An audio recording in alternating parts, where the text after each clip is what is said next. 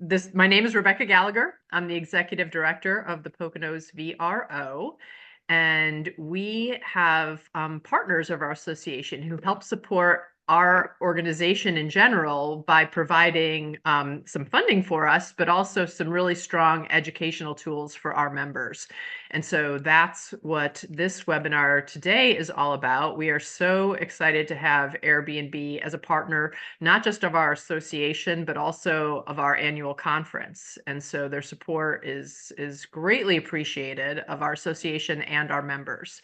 And so with that, I'm going to turn it over to Grace, who's going to lead the show on the Airbnb front. And we are excited to hear everything we need to know about being successful hosts for the World Cup this year. Thank you. And just have to do, everyone can see my screen, correct? Okay, cool. So as Rebecca mentioned, my name is Grace Leone. I am a market manager based in Philadelphia, and I help to support hosts across the state of Pennsylvania. And I also want to introduce you to Samantha, Jessica, Bella, Pat, and Aisha, who will also be presenting today and help to support our hosts in PA as well. And today we are going to be talking about the 2026 FIFA World Cup trends and how to best optimize your listings to capitalize on the upcoming demand that we have in our state. Even if your listing is not necessarily directly in Philly or one of the cities hosting the games, the trends we're seeing include a lot of gateway travelers, and we want to just make sure you're able to optimize your listings for these guests as well. We're also going to be hearing from our team members regarding listing on Airbnb for the first time, our co-host network, as well as the community groups. And here we go. We got to get a quick note from legal out of the way first. Any forward-looking statements speak only as of the date of this presentation. Forward-looking statements are based on information and estimates available on Airbnb at the time of this presentation and are not guarantees of future performance. Airbnb expressly disclaims any obligation to update or revise any information that contains in this presentation, except as required by law. If you have any questions about your specific account, you can reach out to me after. And also, if you have any questions throughout the presentation, please leave them in the Zoom chat and we will also answer them once we wrap up at the very end. And now the reason for the season, the reason we're all here. Coming in June, just under 2 months from now, which is crazy, the World Cup will be coming to Canada, US, and Mexico. And Airbnb is the official alternative accommodations booking platform for the FIFA World Cup in 2026. This is going to be the largest World Cup ever. It spans across 3 countries, 16 host cities, and 104 games will be played. This is expected to drive both national and international visitors to our incredible cities and states. As we all know, the events are very significant when it comes to travel and a major demand driver. Global events, especially, are a major driver for international and a core driver for passion economy. And the impact of this World Cup is going to be huge. There are currently 5 million FIFA specific tourists coming to the North American region. And hosts are expected to make $212 million during the games. And the impact doesn't just stop this year. We're forecasting 1.7 million additional nights for the next 5 years following the games. Just need to admit some more people to the room.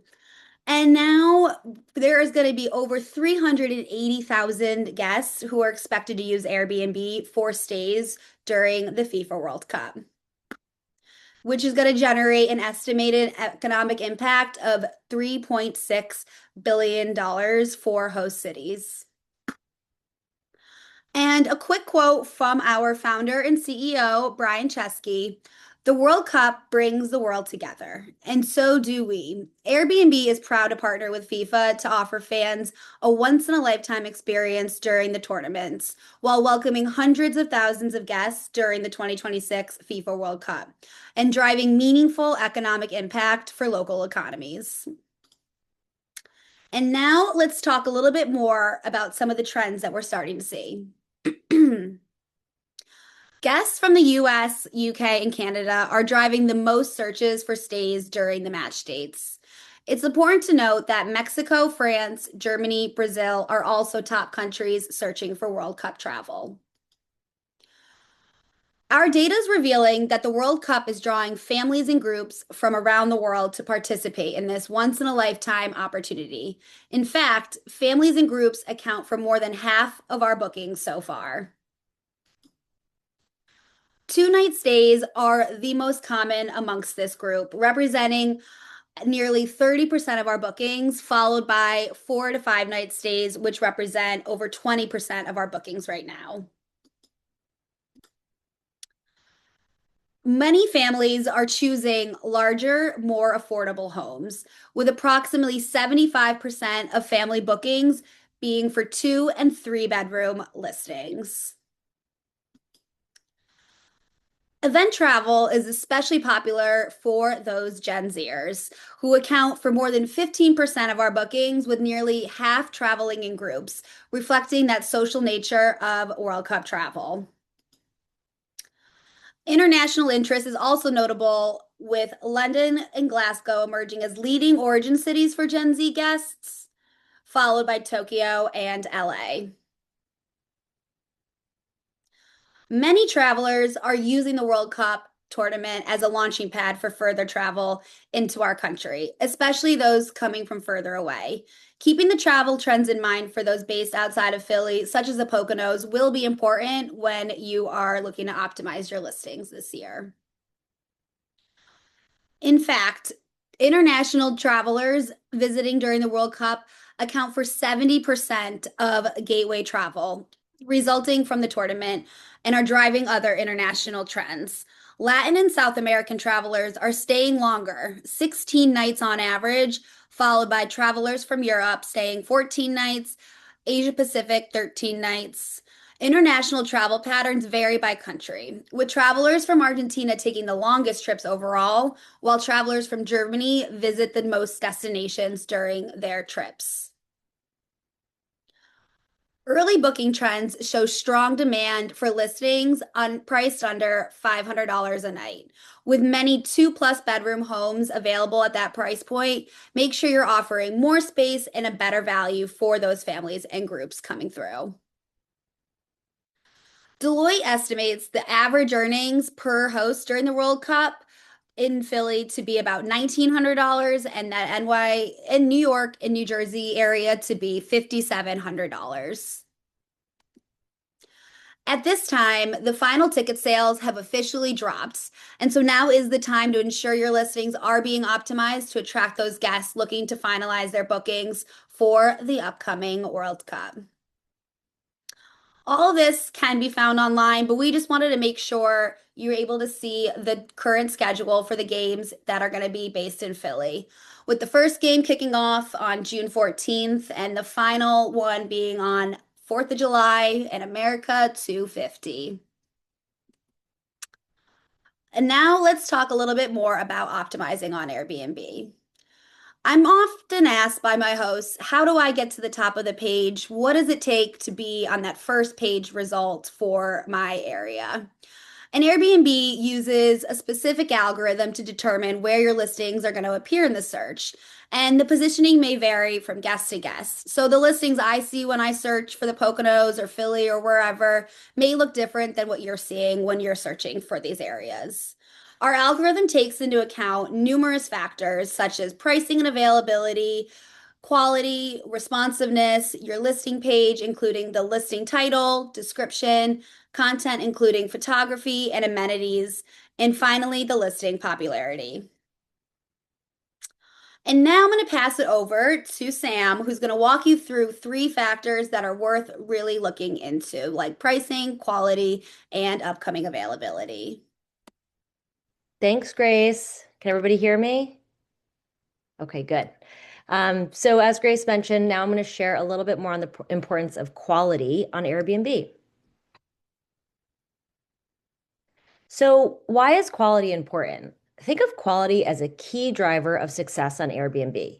It's a cycle that impacts multiple aspects of hosting. A high-quality listing attracts more travelers and enhances your reputation, opening the door for new opportunities. Additionally, quality can help improve conversion rates by reassuring travelers through positive reviews and a strong presentation.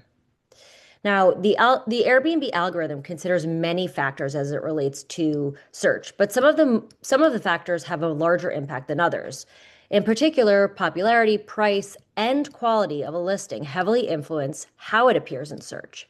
And high-quality listings may get better visibility in the algorithm, increasing booking potential. Investing in quality optimizes both your earnings and efficiency. It's a continuous loop of success. And since you're here at the Masterclass, you already recognize its importance. Now, at this point, you're likely familiar with guest favorites. These are 2 million of the most loved homes on Airbnb, according to the guests who stayed there. Earning guest favorite status can have a significant impact on your listing's revenue. And selections based on several factors, including star rating, cancellation rates, and reported incidents. And in order for your listing to be eligible, you must have a minimum of 5 reviews in the past 4 years. And listings that are guest favorites feature a badge in search results and on the listing page. There's also a new filter that allows travelers to specifically search for those guest favorites. As a host, you'll find the guest favorites badge on your listing if it qualifies.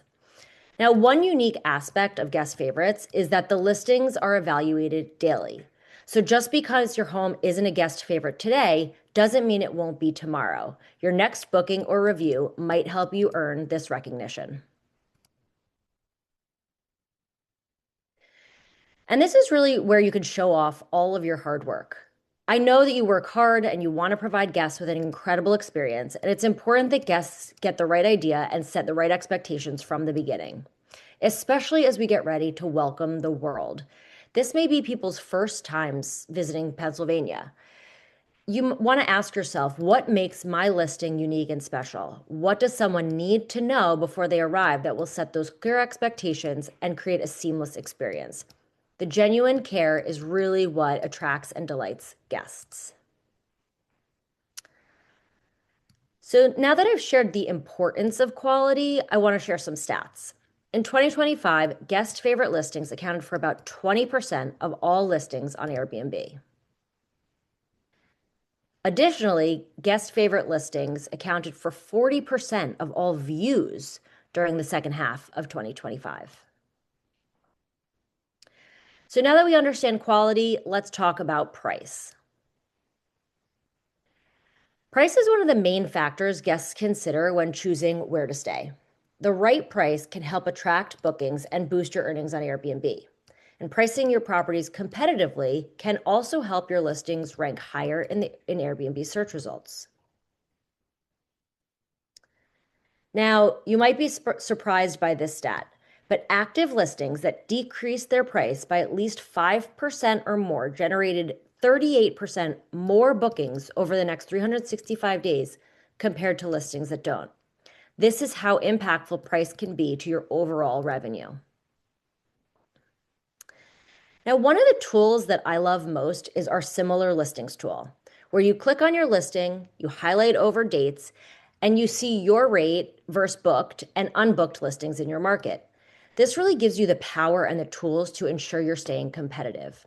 And now, even if you're using a pricing software, this can be a helpful tool to help you get a pulse check on what guests are seeing on Airbnb specifically and how your listings compare in terms of features and quality. Now, I want to talk about the new listing promotion, as this is one of our most impactful levers, and it's incredibly important for new listings. So many in this room are experienced hosts, but you might be adding new listings. And if you are a newer host or you're thinking about hosting for the first time for the World Cup, this is really where we want to focus your attention. As we know, guest favorites is an important accolade on Airbnb. And in order to be eligible, listings must have at least 5 reviews. So you might be asking, how do I get there if I'm just getting started? Well, that's where the new listing promotion comes in. Our new listing promotion is 20% off of the first 3 bookings and gives you a unique chance to quickly attract attention, generate those first bookings, and collect these all-important initial reviews. 50% of all listings that received their first booking on Airbnb in 2024 had a new listing promotion applied. Early bookings and positive feedback help build your credibility, which makes your listing even more appealing in the long run. So in addition to price and quality, availability is another important factor when it comes to setting up a successful listing. Seasoned hosts recognize that gaining visibility requires more than just an appealing space and the right price. You need availability to show up in search results. And when we talk about having availability, what we mean is not only just having more dates available, it's also unblocking your nights and reducing friction around your minimum length of stay requirements. Increasing availability means that your listings are likely to be captured in more searches. And similarly, the more flexibility you offer around how long or how short a guest can stay, the more likely that listing will match guest travel plans. So consider decreasing your minimum length of stay. We already learned that 2-night stays are the most common for FIFA. And those are representing about 30% of bookings. So it's important to capture that demand by lowering your minimum length of stay to 2 nights, at least for this period. Now that we've mapped out what to consider when preparing for the surge of demand around the World Cup and peak season, I'm going to pass it over to Bella to talk to the folks who are considering hosting for the first time. Bella, over to you. Hi, everybody. Can you hear me? Okay, great. So I'm going to be chatting today and also Pat. We can go to the next slide. Sorry. And then we're going to jump right into what an Airbnb host actually does. Sorry, I think we need to skip through these. Here we go. And sorry, here we go. Sorry, this one back. Okay, guest communication. So basically, as an Airbnb host, this is one of the things that can take the most amount of time in your day. So like these are just things we're going to talk about the co-host network and some other resources that Airbnb provides to help you manage this kind of day-to-day activity if you can't take it on all yourself. But guest communication is one of the biggest kind of time sucks, I would say. This can be anything from handling booking questions, sending check-in instructions. Some of this can be automated as well. But really being responsive to a guest is super important when it comes to the quality of the experience that they have. As an Airbnb host, another thing is pricing and calendar management, which Samantha was just talking about a little bit, but it's not just kind of a set it and forget it thing. This is something that you actively want to be involved in. Pricing can change. You can set different rule sets for different periods of time. So keeping your calendar optimized and keeping it competitive with other listings that are on Airbnb is really important. Another thing to think about is cleaning and turnover. So we were just talking about minimum night stay. Every time a guest checks out, that's like a little mini reset for you as a host to go in and make sure that your space is ready for the next guest to have an incredible experience. You can work with local cleaning teams on the ground. You can do this yourself. And again, we'll talk about the co-host network in a little bit, but also working with a local co-host is another way to manage this kind of turnover. With an event like the World Cup, you might have guests coming in and out for just a few nights. So managing that is definitely important. And then, of course, things are going to come up, operational kind of emergencies, maintenance. So just be prepared to handle that. If you're already a homeowner, you're probably used to things like this happening. And then reputational management too. So you just want to make sure that like when a guest checks out, you kind of follow up with them, ask them to leave a great review. This is so important for your listing to continue to get booked into the future. So having that follow up, checking in with a guest after they check out to see how their stay was, what you could improve, what they enjoyed is really important. So, hosting is really like running a small business. It's super rewarding, but also there's different components to it, and that's kind of what keeps it interesting. You're doing a little bit of something different every day. All right, we can jump to the next slide. And I'll leave it to Pat to chat through what impacts earnings. All right. Hey, everybody. Thanks for joining. Thanks, Bella. So not to be super redundant, because I think what Samantha said was like right on the nose. So a couple things will impact earnings. Location, obviously, when we're thinking about the World Cup, proximity to not only Lincoln Financial, but also major transit lines. Property type's another thing to consider as well. So like how many beds, baths, and again, like how easy is it to access for guests? Seasonality is another thing to take into consideration. So what's interesting is like because the World Cup is falling during the peak seasons for travel, it's just driving demand even more. But considering that as after the World Cup, like how will that change? Like Bella said, dynamic pricing, being able to change as the year goes on. And then the last thing in terms of earnings is how much you want to be involved with the property.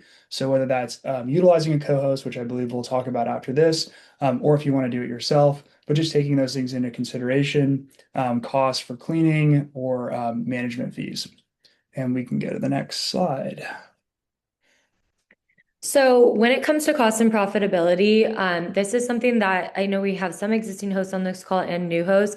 If you are someone who is listing your primary home for the World Cup, there are obviously some things to think about. Where to store your personal items. So this might be, creating a little home locker inside of your space. So there's some startup costs. Also, I know there are some folks that maybe have an unfurnished space and they're considering doing like rent a center or temporarily furnishing the place for the World Cup. So these are just things to consider.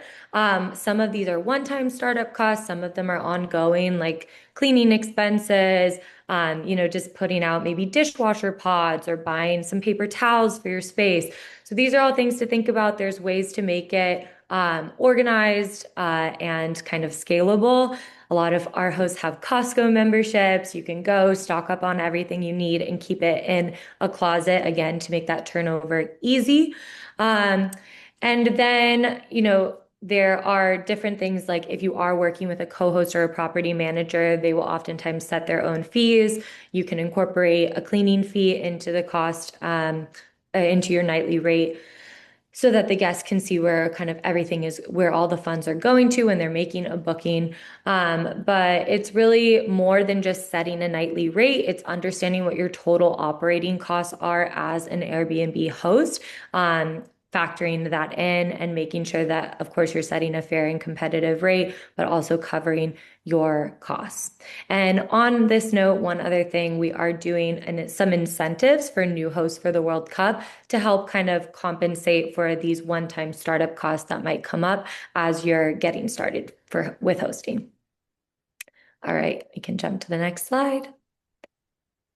All right, so I'm going to chat about permitting. That is one of the most important things to consider when you're hosting, specifically in like larger metro areas. Sometimes it's just a little bit more structured and regulated, but not to fear. Philadelphia actually has an in-person two offices you can actually go visit. So the ones you'd need are Department of Revenue and then the Department of License and Inspections. I put the address on here just in case if anyone wants to take a picture of it, but happy to give that information out at the end. You can also find it on the internet. So you do need a few permits for short-term rentals. And then in terms of zoning, that would have to depend on either like building type and or your address. So that will be a little bit different for everybody. But typically this process takes sometimes it's a week, sometimes it's a couple weeks, and you'll have to have an inspection.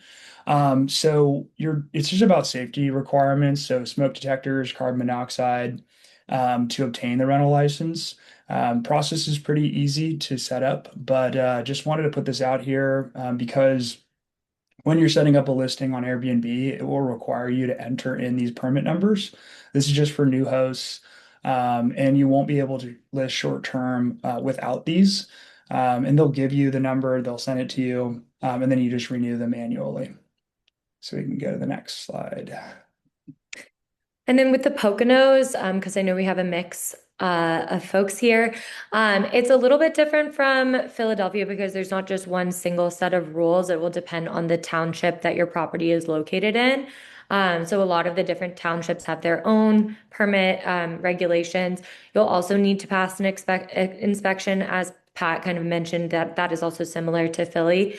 And then oftentimes, this is one specific thing to the Poconos is just septic system capacity is something that you also need to be aware of for your specific property. And let's see, these are other like safety requirements, parking, trash, different like nuanced situations. I won't get into the details. You can always reach out to Pat or I to talk through these questions. Another thing is if you're a part of an HOA, that's definitely something to be aware of and kind of ask your HOA if short-term rentals are allowed. But it's very localized. So if you are interested in getting started in the Poconos, definitely reach out to us and we can talk through what your specific township requires. We can go to the next slide. Now we're going to be talking about the co-host network, which I mentioned a couple of times. So we'll jump into that. Yes, and I love that. Thank you, Bella. Thank you, Pat. I'm going to walk through the co-host network and how it can be a valuable tool as you think about your hosting journey. So whether you're just getting started and you're thinking about listing your space for the first time with the World Cup on the horizon, or if you're an experienced host looking to take things to the next level, the co-host network is designed with those things in mind. So over the next few minutes, I'm going to walk you through what it is, how it works, and how it may help you make the most of what's going to be a really exciting travel moment. So I think we all know hosting can be a rewarding experience, but we understand that it also can be demanding. And that's why we believe everyone deserves access to a high quality local co-host who can enhance hosting. We view a co-host not just as a helper, but more so as a dedicated partner in a host journey. Co-hosts are experienced local individuals who can manage a host property with care and excellence. So that's why we built the co-host network, a valuable resource designed to empower both new and existing hosts in the community. So let's review who these co-hosts are in more detail. Co-hosts are amongst our best hosts. They have an average of 4 years of hosting experience. 75% of them are super hosts, which means that they are experienced and highly rated hosts, recognized for providing exceptional hospitality, meeting specific criteria like maintaining a 4.8 overall rating, completing at least 10 stays annually, maintaining a low cancellation rate, and responding promptly to inquiries. And 85% of our co-hosts host at least one guest favorite listing. And like, Grace talked about earlier, these are chosen based on guest reviews, ratings, reliability, and high scores in key hosting categories. And in fact, co-hosts have an average rating on the network of 4.87. Now, depending on the support you need, a co-host can help with one thing or everything. And it's up to the host and the co-host to agree on the right set of services together. So why work with a co-host? The reality is that hosting looks different for everyone, and a co-host can be a great fit for a number of situations. So maybe you're interested in listing your home, but the idea of managing everything on your own feels overwhelming. And that's completely understandable, and a co-host can help make it feel a lot more manageable. Or perhaps you are already hosting, but you can use some extra support, whether that's with guest communication, cleaning, or just keeping things running smoothly. Now, for those of you who travel frequently or have a very busy schedule, having someone reliable to handle the day-to-day can make a real difference in how consistently you're able to host. And if you are brand new to hosting, especially with something as big as the World Cup coming, working with an experienced co-host can be a great way to get started with confidence and learn the ropes along the way. So whatever your situation is, the co-host network is designed to meet you where you are. So, what exactly can a co-host help with? And the answer is quite a lot. And it really does depend on what you need. And here you can see there's a range of services that co-hosts on the network offer. So if you're getting started, a co-host may be able to help you get that listing off the ground. They can help you manage your calendar and come up with a pricing strategy. They can help with booking requests, so you're not scrambling to respond to every inquiry. They can keep communication timely and professional throughout a guest stay. And for those moments when someone needs a real person there, they can assist with on-site support tasks. They can do things like cleaning and maintenance, making sure your space is guest ready in between reservations. And they can either help take great photos for you, or they may be able to recommend a great local photographer.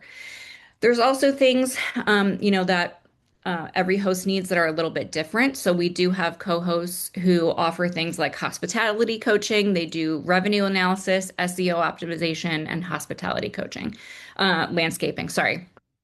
The key thing to remember here is that this is not a one size fits all arrangement. You get to define the relationship and choose the support that makes the most sense for you. So once you've aligned on the services to be provided, thank you. The next step is giving the co-host access to your listing, and Airbnb makes this super straightforward. As a host, you are always in control of how much access you grant, and there's 3 levels of permissions. So with a full access co-host, they can manage just about everything on your behalf. This is a great option if you are looking for someone, for a more hands-off experience and you need comprehensive support. A co-host can manage your availability and communicate with guests, but won't have access to other listing settings. Now, this works well if you primarily need help with scheduling and guest communications. With calendar access only, the most limited option, this is where your co-host can view and manage your calendar, and that's it. This is if you just need someone who's kind of there to keep your availability up to date. And the level of access you choose should reflect the services your co-host is providing, so it's worth having that conversation up front to make sure everything is aligned. Now let's talk about how co-hosts are compensated for their support. Co-host pricing is generally structured in one of 2 ways, either a percentage for each booking or a flat fee per booking for ongoing support. And this covers the day-to-day services that we just reviewed. Now, the exact rate is something that you and your co-host would agree on together. It's a conversation. It's not a fixed number. So you have the flexibility to find the arrangement that works for both of you. And there's also an optional one-time rate for listing setup. So if the co-host is helping get your space ready to go live for the first time, that may be priced separately. But the key thing to remember is that pricing is transparent and agreed upon upfront, so there are no surprises down the line. Yep, one more. Cool. So now let's talk about how the, oh, wait, can you actually go back one slide? Thank you. Sorry. So now let's talk about how co-host payments work, because the good news is that Airbnb handles the split for you, just like your regular hosting payouts. So when you and your co-host agree on a payout structure, Airbnb will automatically divide the earnings accordingly. So there's no need to chase down payments. There's no need to do Zelle, Venmo, invoicing. Everything is built right into the platform. And there are a few different ways you can structure how your co-host is paid out. And again, that structure is something that you and your co-host agree on together so that it can be tailored to the services they're providing and what makes sense for your specific situation. So now that we've covered on the what and the why, let's bring it all together and talk about how you actually get started with the co-host network, because the process is simpler than you might think. So there's really just 4 steps. First, you will search for a local co-host in your area, and the co-host network makes it easy to browse co-hosts near you, so you can find someone who's local and familiar with your market, which could be especially valuable as we head into a high demand travel period, right at, in front of a seasonal period. And then from there, you message prospective hosts directly. This is your chance to ask questions, share what you're looking for, get a feel for whether you'd be a good fit working together. And then you can determine, if you do want to partner together. And of course, there's no pressure. It's about finding the right match so that your needs and your listing are completely covered. And then finally, once you found your person, you invite them to help set up or manage your listing. And from there, that's where all the magic happens. So it's really straightforward. The co-host network is designed to make the process of finding and working with a co-host as seamless as possible. So, who's ready to explore the co-host network? So whether you're someone who's been thinking about listing your home or you need that extra support, this is a great resource for you. And we've covered a lot today, from the types of support, how pricing and payout works. But I do encourage you to head to Airbnb and explore what co-hosts are available in your area, browse the profiles, reach out, have a conversation, and see if it feels like the right fit. Or if you need some help finding the right co-host, from this QR code, there is a form in that link, and somebody from my team will actually reach out to you and we can help you find that right match. But thank you so much for the time today. It's been a pleasure being here with all of you. And now I'm going to hand things over to Aisha, and she's going to be chatting about our community of host clubs. Hi, everyone. I'm Aisha from the host community team, and today I'll be walking you through our local forums for hosts, why they're important, and really kind of speaking to the global movement that we've created. So we know that hosting can be lonely and challenging at times, but we don't feel like it has to be. So that's why we've created this space through our local host clubs, for hosts to come together to kind of workshop different ideas and challenges that they're noticing. We have at this point around 600 clubs globally, and the way these clubs are run are locally. So we like to think that community leaders are at the heartbeat of these clubs. They're the heart and soul of this movement. And these community leaders are hosts like yourself. Some of you I know are hosts on the call, and they're volunteers who raise their hand to really serve as like multipliers, because at the end of the day, they really care deeply about building connection and using this opportunity to share best practices to really help uplevel all hosts. So as I said, community leaders are the bridge, excuse me. They are the essential glue between hosts and the Airbnb platform. And so they really play a pivotal role in ensuring that hosting isn't just a business activity, it's a shared human experience. And so by doing that, they bring the soul of Airbnb to life in every region, every club, and every gathering. Now that we've talked about who makes up our community and the role of our leaders, let's take a look at what host clubs actually do. One of the primary functions of these clubs is really providing an opportunity for hosts to congregate. So there are hosts that take the form, these hosts come together to participate in events, which take the form of workshops, meetups, virtual gatherings, so many different opportunities to really come together, celebrate, and connect. And these events are where hosts come together to learn and really build that trust that makes our community very strong. And then there's networking. So another reason why hosts like to join the host clubs is because they really provide a healthy space for hosts to meet other people who are part of their tribe, who understand their work, share their interests, and face similar challenges. And what we found is that these connections often turn into friendships, mentorships, and support systems. Another reason why these host clubs are valuable is because hosts who are active with these host clubs, they have the ability to get firsthand updates. So our leaders will share information on like early access to different features, platform changes, any policy changes, opportunities, and any key announcements.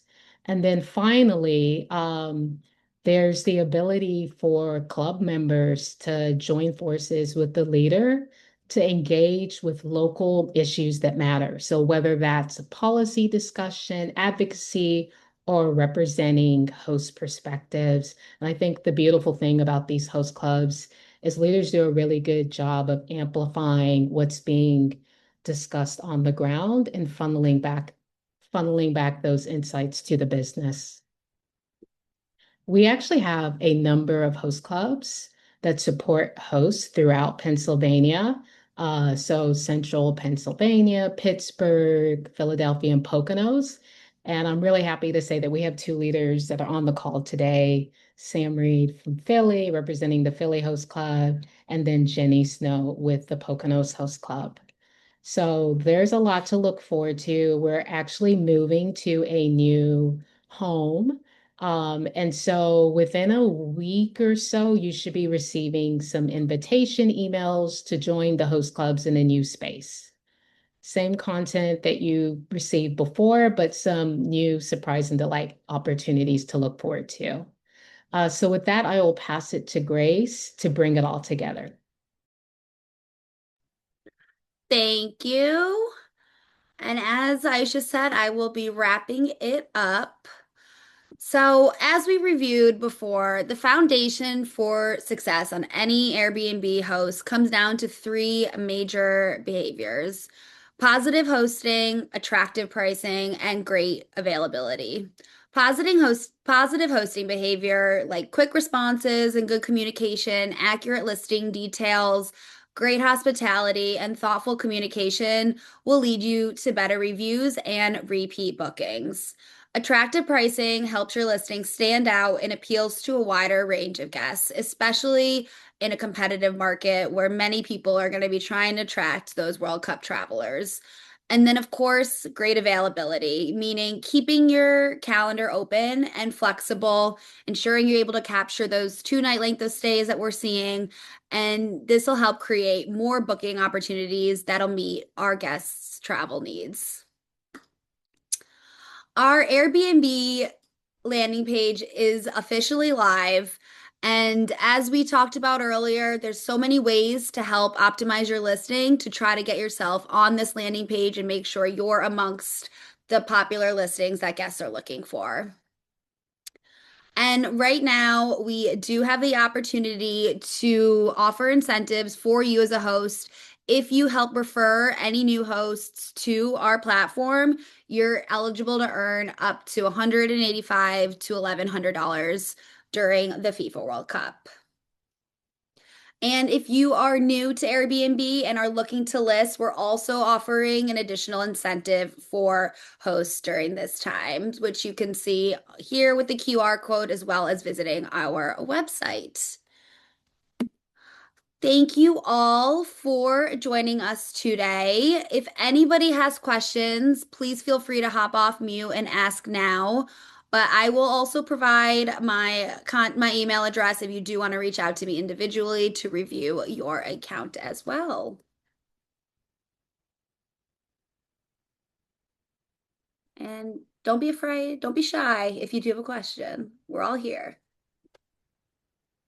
Hi, Grace. This is Jen. I have a question. Yes. For minimum nights, I know you mentioned flexibility is pretty important.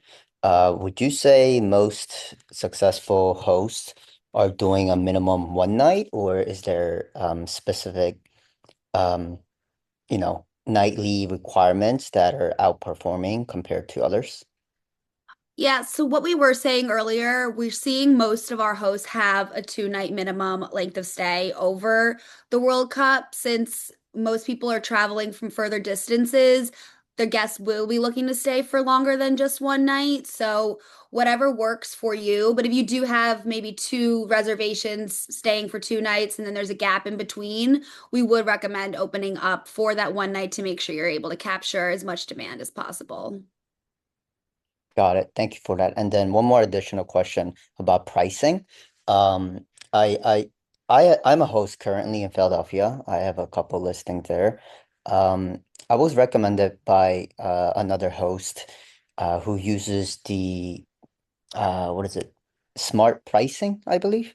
Hmm. Um, would you say that smart pricing feature is pretty accurate to when it comes to pricing the nightly fairly across the certain city, and how much can I trust that smart pricing feature? I would say you could trust it pretty well. That takes into account what we're seeing over those specific dates, especially for whatever size property you have and based on like the trends in the search and the bookings that have been made. So I would say you could rely on that. I'd also recommend just searching for like for your market, for example, Philly, just seeing what other hosts are pricing at for the specific dates. So, and like your specific listing size. So, just doing a quick search across Philly as well as using the Sprite pricing tool will be helpful for you. Okay, that sounds great. Thank you. Yes, you're welcome. Anybody else? I have a question. This is Denise. Uh, just given some of us are in the Poconos and, relative to Philly, and obviously the Poconos is huge, but some of us, could be, call it 2 hours away from whether it's Philly or MetLife Stadium. I guess, have you done any analysis in terms of just second, third order effects, i.e., those that are in Philly and or in New Jersey, Airbnb their places out, and then potentially going somewhere like the Poconos, or in some of these secondary, tertiary places to wait out while they're renting out their place. Just curious if you've done an analysis, if there's a view on that, and if that changes, some of the midnight stays. That's a good, are you, let me just make sure I'm understanding. So basically, like if I was hosting in Philly and I'm not going to be in town and people who are going into the Poconos, for example. Yeah, i.e. you're hosting, so you need a place to stay. So Yeah. then you're going to Poconos to wait it out. Well, that's a great question. I don't know if we have like specific data on that, but I can look into it and circle back with you. Do you mind just putting in your email address in the chat so I can follow back up? Yeah, absolutely. Will do. Thank you. I Yeah, appreciate you're that. welcome.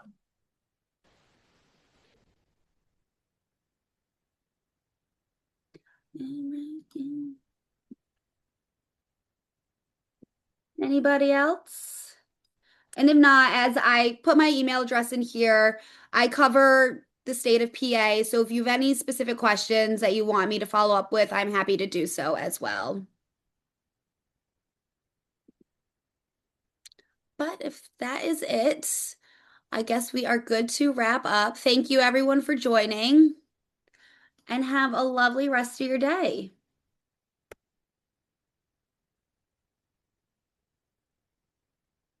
Thank you, Grace. You also. Thank you. Thank you. Take care.